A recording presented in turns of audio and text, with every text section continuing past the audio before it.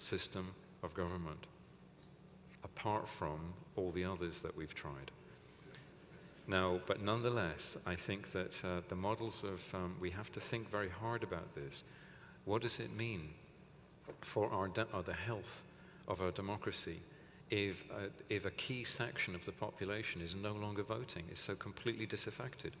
Why are they disaffected?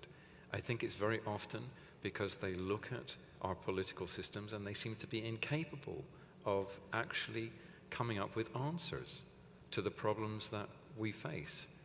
So we must be willing now to think about, how do we deal with this? How do we deal with the democratic deficit that we're now living with? And how do we come up with the solutions to today's problems? Thank you. Thank you, Anthony. Amina's comment to that is young people, something that we have heard again and again in the last 2 days. Let me turn very quickly to the first 4-3 discussants. Dr. Grand? Renee, yes. As final comments? Please. Yes. I want to just pick up on the question of sovereignty, because in the Caribbean, I don't think we are giving up sovereignty. When we use the notion of giving up, we suggest that we are losing something. If we change the narrative and speak of pooling and sharing, I think we would see the benefit in maximizing the limited sovereignty that we have. I think there are lessons that could be learned from the OECS experience to strengthen our collective Caribbean integration. OECS countries have really capitalized on the inheritance they had from the collapsed federation. They inherited a common currency, and we have very deep levels of integration within the OECS. I would want to see CARICOM draw some of the lessons from the OECS. I would also want to see Cuba become a full member of CARICOM. I think we had a lot of discussions yesterday about Cuba, and I think we can do this. So regional integration for me, I still see promise and possibilities in the midst of contradictions. Several areas of integration work very well.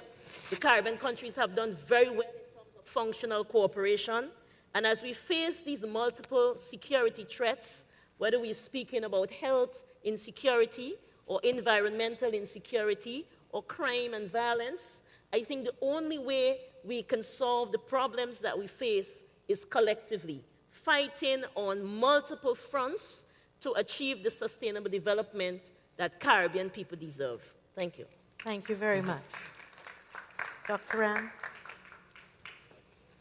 Thank you. Let me just, on wrapping up, let's just say, with respect to the vision for the Caribbean, it's really important for us to remember that that vision must be what type of economy we would want our young people and those unborn as yet to live in the future. What type of economy that they would want when they get to our age? What type of economy that they would want that would allow them to stay here instead of wanting to immigrate to other countries? That's a vision that I think we really need to ensure that we enshrine within our policies. I just want to touch on a couple of other points with respect to the private sector. It's important for us to understand that the private sector can also be involved in the facilitation as well as for the production of many of the public services that governments actually now provide. The private sector can do that. If we think about in terms of the provision of health, the provision of education, can we use the private sector to foster greater levels of efficiency? So I really want to commend the lady who actually brought up that topic. That is something that we need to ensure that we foster within our policy for the future. Let me say this. The final point I just want to make is that none of what we have discussed here will be achieved unless we have meaningful economic and social integration within the Caribbean. So I just want to follow on from Dr. Grenard's point as well. There are so many lessons that we can learn from the OECS countries, from the rest of the Caribbean, that we need to look at how the OECS has done this and try to mimic this for the rest of the CARICOM. We will not be able to achieve the level of sustainable development that we all desire unless we have meaningful economic integration. and that includes the free movement of labor and capital across the boundaries. Thank you. Thank you. Lino? Is it working? Yes. I'd like to go back on the issue of the private sector briefly.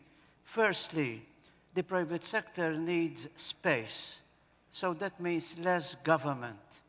However, the private sector needs support, and that means more government. Is this a contradiction? I say no, it isn't. The government is there to regulate, not to produce. The private sector is there to produce. He's got the know-how, he's got the drive, etc. So the problem is when you have regulatory structures, they're expensive because the private sector needs to be regulated, especially through antitrust policy.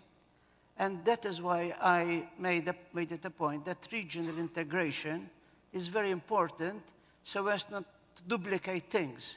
You don't need an institution which is in 13 countries. You can have one regional integration. However, there must be the political will to integrate. I think that's the key issue here. Thank you. Thank you very much, Lino.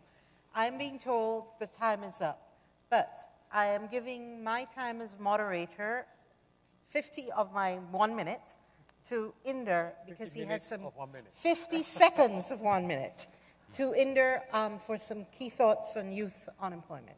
Listen, again, returning to very practical solutions, crime and the youth. There was someone who said that one of the problems of governance is to avoid silo mentality. In the case of crime, this is completely clear. It's not a police problem, it's a health problem, it's an education problem, it's a family problem, etc. And the kind of programs designed by the Inter-American Development Bank are often exactly face that problem, is how to involve different parts of the government and society in resolving this issue. But I just wanted to say something about that. Everybody talks about values. But what if the values of a region are wrong? What the Caribbean stands out is the acceptance of corporal punishment. Corporal punishment, there's an immense empirical evidence which suggests that this generates violence in people as they grow older. That value is wrong, and it's a dominant thing. How do you change values? I don't know. But the other thing is about youth training programs or youth problem. The Caribbean has not only an immense percentage of youth unemployed, but it has a growing boy problem.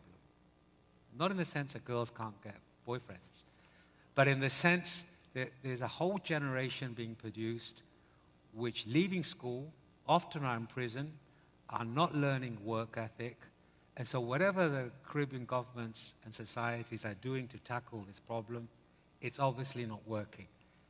You can predict what the labor force will look like in 20 years' time. It'll be an uneducated, individuals without work ethic, and often undereducated for the demand.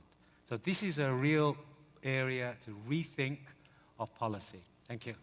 Thank you very much to all the panel and to all of you who contributed to making this a very engaging discussion.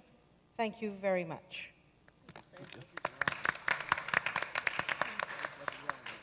What is not a question of wrong? It's a question of... Okay, thank you very much to this last panel and all of the contributions. Could we get back up on the screen the website address and the social media avenues? We're going to take our hour for lunch now, and over lunch we have two not sessions, but we have two sort of presentations. One focused on some touching on youth and sustainability. That's the general header, and we're going to have two sort of discussions going on, but not as heavy duty as it is during the plenary sessions. So can we quickly get our lunches and come back into the room as we continue our networking and also the two lunchtime presentations?